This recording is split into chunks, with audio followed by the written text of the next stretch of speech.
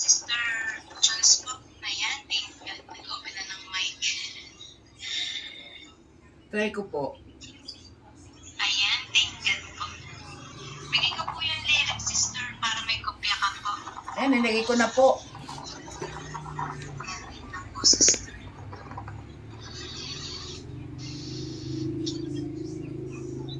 Wala, nasa na kaya yung mga kapatid natin? Wala pa sila. Gandang hapon po sa inyo lahat. Okay na po?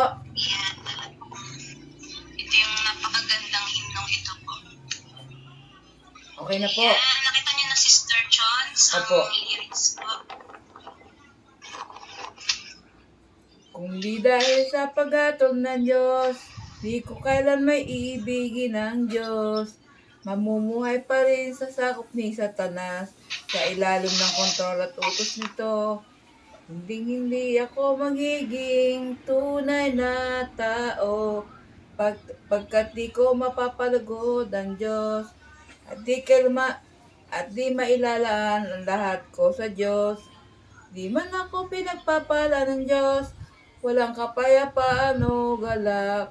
Ramdam kong may nag-aapoy sa loob ko, walang kaginhawahan, natutuwa pa rin ako.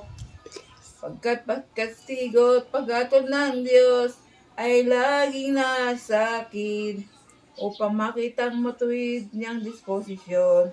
Inahalagat kahulugan ng buhay, pagkastigo at paghatol ng Diyos, yan ang nagligtas sa akin.